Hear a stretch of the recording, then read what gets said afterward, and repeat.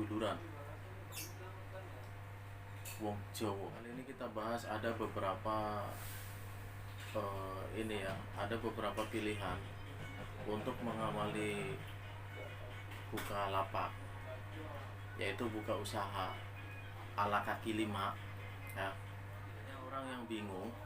Banyak orang yang bingung mau buka usaha apa gitu, bahkan dia sendiri main buka gitu. Jadi dia punya kemampuan, misalnya dia buka lang rokok, dia buka baju, buka baju, maksudnya buka toko baju, ya kan? Terus buka ala kaki lima ini, buka tahu gejrot, itu biasanya dari Cirebon ya,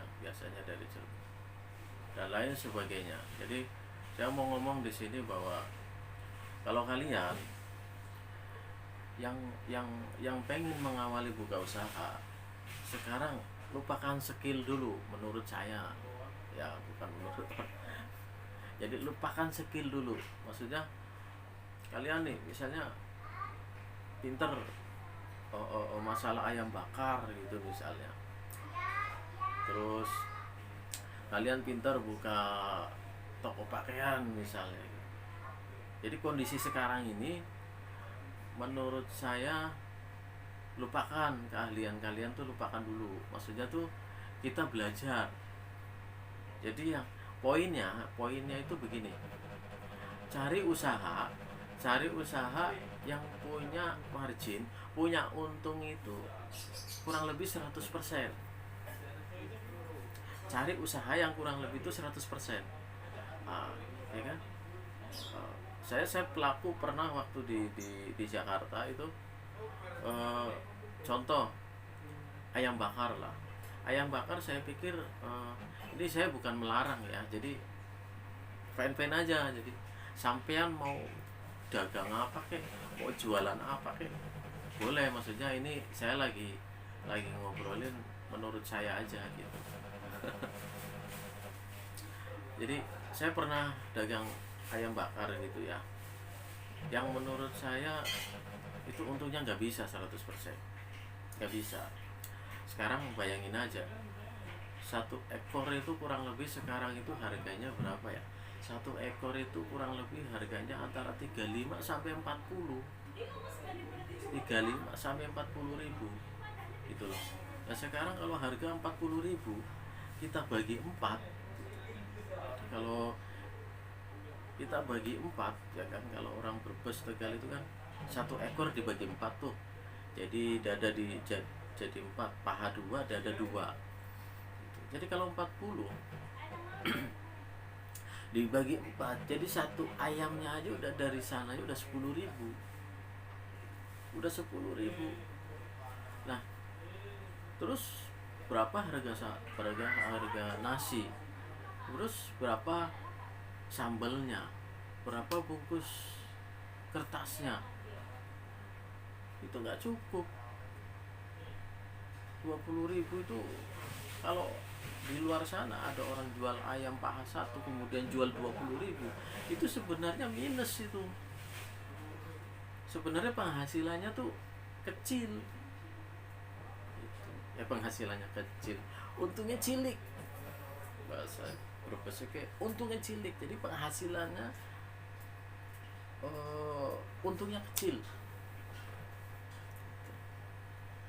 Jadi maksud saya, kalau kondisi sekarang ini itu menurut saya, kalau mau toh dagang yang kira-kira ambil yang untungnya hampir 100%. Sekarang saya bilang hampir 100%. Mungkin sebelum corona bisa 200% gitu. Jangan ngambil yang untungnya 20-30%. Contoh, modal 10 ribu ngambil untung 2 ribu 3 ribu gitu. Nah ini saya mau, ini tetap saya temanya tuh ngobrolin kuliner. Jadi apalagi contoh misalnya selain ayam bakar yang untungnya kecil itu, apa ya, kita bisa ini ya, apa namanya, kita bisa tahu bahwa eh, kalau misalnya bukan kuliner, misalnya pakaian dan lain sebagainya, itu kan modalnya gede ya. Kita nggak mau ngobrolin usaha yang modalnya gede gitu loh, yang modalnya gede. Kita mau ngomongin yang ketika buka usaha itu bisa dengan modal di bawah 10 juta, tapi kita bisa bisa usaha gitu loh. Kita usaha 10 juta pasti, yang pasti bukan ala kios ya, ala gerobak lah gitu. Nah, menurut saya kalau wilayah saya itu, kampung saya, daerah saya itu, kalau saya riset itu yang ngambilnya gede itu pertama, salah satunya ya, yaitu bubur ayam. Bubur ayam, nah ini untungnya gede bubur ayam. Kita lihat dulu kenapa bisa untung gede. Contoh dulu lah. Contoh misalnya bubur itu terbuat kan dari bubur itu kan dari beras. Maksud itu misalnya beli beras katakan 25.000 lah ya. 25.000 itu kalau kita jadiin bubur gitu. Kalau kita jadiin bubur mungkin kita jual bisa 100.000. Jadi duit 25.000 bisa jadi 100.000 gitu loh. Jadi ini biarpun ayam sekarang mahal gitu, bubur ayam kan pasti ada ayamnya. Jadi dari poin pertama beras dulu aja itu udah ngirit banyak ya kan. Bubur ayam itu bisa untung gede ya, bisa untung gede itu. Nah terus apa lagi, misalnya martabak. Martabak itu untung gede. Sampean lihat sendiri, kalau beli martabak itu minimal berapa? Coba saya tanya, coba komen, minimal berapa? Minimal itu bisa 16.000. 16.000 itu harga paling murah. Ada yang 20 sampai 25.000, bahkan ada yang 30.000 itu martabak. Nah, kenapa saya bilang untung gede? Pertama, bahan bakunya dia dari mana? Dari terigu, iya kan? Dari terigu kasih air. Jadi maaf pemain martabak, ya kan? Bukan maksud apa-apa demi Allah, ini saya juga saudara-saudara saya juga banyak yang jual martabak. Jadi ambil alternatif itu, bubur ayam, martabak, mereka tuh punya untung yang gede gitu loh. Terus ada lagi yang ketiga, ini hanya sebagian ya, sebagian saja ini. Yang ketiga yang saya ambil sebenarnya, yang salah satunya saya jalanin usaha saya, yaitu nasi goreng. Di nasi goreng mantap kan? Nasi goreng itu sama gitu loh, nggak ada yang kebuang gitu loh. Jadi kita kalau dagang nasi goreng itu apa yang kebuang? Paling nasi, ya kan? Nasi kalau udah nggak habis, masaknya kurang bagus, besok udah nggak layak dipakai gitu. Kalau toh ngerti caranya gitu, nanti saya ajarin ngerti caranya ya. Nanti ada di apa tuh, di video selanjutnya, cara supaya nasi itu memang tidak akan pernah basi gitu, sampai 2 hari. Gak ada yang kebuang. Sayuran dari nasi goreng, contoh dari nasi goreng, sayuran apa yang kebuang? Sedikit lah. Kalau tomat timun bisa kita taruh lemari es, semua bisa kita amankan. Nasi goreng itu yang saya anggap dia punya untung gede ya, kurang lebih hampir 100%. Saya bilang sekarang ini kurang lebih hampir 100% gitu. Kalau sebelum corona bisa lebih lah, karena dulu zaman dulu itu saya itu jual nasi goreng itu misalnya ini mah dapat 1 juta bisa ngantongin 500.000, 600.000 gitu loh. Jadi 100 lebih itu, ya kan? jadi modal 50 gitu misalnya. Gitu, misalnya dapat omset nasi goreng dulu itu misalnya 2 juta, itu udah pasti itu kurang lebih 1 juta gitu. Kalau udah lengkap, kerupuk ada, bumbu ada misalnya lengkap, kadang-kadang bisa 1 juta lebih itu.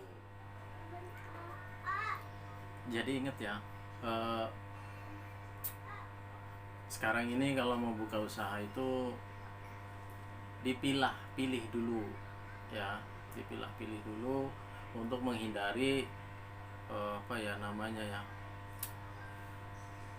ya, untuk ngirit lah, untuk ngirit. Kalau tuh punya stok duit banyak buat buka usaha ya, mungkin itu nggak masalah ya, terserah ente, bebas mau buka apa kek, mau buka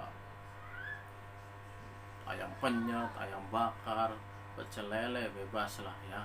Ini saya hanya menyampaikan bahwa saving, uang yang disimpan itu pengeluarannya nggak begitu cepat, karena barang yang kita jual itu untungnya lumayan lebih dari 50% kan gitu. Jadi kan, jadi ingat ya, jadi kalau dulu misalnya saya pernah merintis ayam bakar gitu kan, padahal saya jual ayam udah habis kurang cuman seminggu lah, seminggu setengah bulan, alhamdulillah udah langsung 5 ekor. Nah, 5 ekor tuh sendiri kan, 1 ekor kita potong bagi 4, artinya 5 ekor pun kita belum bisa ngerokok. Belum bisa. Kenapa? Karena yang kita ambil untungnya kecil gitu loh, gitu ya. Nah, kalau misalnya di antara 3 tadi yang saya saranin itu, misalnya habis 5 piring ya kan, 10 piring gitu kan, itu udah bisa ngerokok, udah bisa buat beli jajan, maksudnya bukan ngerokok, maksudnya ada sisa bisa buat jajan kita gitu loh. Nah, ingat itu ya. Jadi kurang lebih itu dulu yang 3 dulu. Memang banyak sebenarnya kalau kita cari banyak, tapi poin-poinnya saya ambil itu waktu saya mau mengawali usaha. Ini begini, yang menjadikan saya kenapa jalanin nasi goreng gitu ya. Jadi gini, tadinya semua bisa, jadi keluarga saya juga dia punya usaha pecel lele gitu kan, terus adik saya itu juga punya usaha jajanan-jajanan gitu, bukan makanan siap saji. Jadi yang saya sampaikan ini adalah makanan siap saji ya, yang modalnya tuh lumayan rada gede, tapi ada nanti ya, nanti ada tayangannya. Kalau kalian punya modal kecil, baiknya disalurkan ke usaha yang bagaimana, yang jajanan kah atau begitu ya. Jadi waktu itu saya ambil alternatif untuk usaha nasi goreng karena begini, perhatikan ya, kita misalnya bandingkan dengan usaha yang ngambil untung kecil misalnya contoh itu tadilah yang udah saya bahas. Contoh misal kita ngambil contoh ayam bakar gitu ya, kita ngambil untung ayam bakar setar hari ini kita buka usaha, kemudian ada orang ngambil setar hari ini juga dia buka nasi goreng gitu ya, sama-sama merintis, ini nasi goreng, ini ayam bakar, sama-sama merintis, sama-sama jalan. Mereka itu butuh waktu yang sama gitu. Mereka berdua ini butuh waktu yang sama untuk sebuah proses makan waktu supaya cepat berhasil. Maksud saya, kenapa nggak ambil nasi goreng aja gitu loh, yang sama-sama merintis, sama-sama proses, tapi dia punya untung lebih banyak. Atau dagang, bukan nasi goreng ya, sekali lagi maaf kalau ada di luaran sana yang lebih pintar, maksudnya lebih bisa memilih bahwa ini loh ada usaha yang lebih untungnya lebih gede. Maksud saya itu bukan masalah nasi gorengnya. Kenapa nggak ngambil produk yang untungnya gede gitu loh, toh kita buka usaha yang untungnya kecil pun sama merintisnya gitu kan. Ini ada usaha yang untungnya gede pun kita mau merintis gitu. ya udah kita start aja, mulai aja dari sekarang ngambil produk yang untungnya gede. Lo resikonya sama-sama berintis, sama-sama harus sabar kalau buka usaha, ya kan?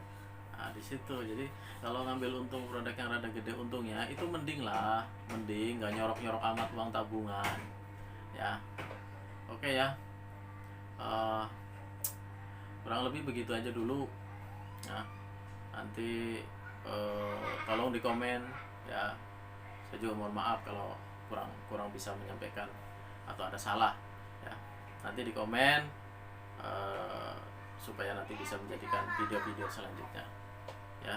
Dari saya, salam seduluran Wong Jawa. Terima kasih. Assalamualaikum.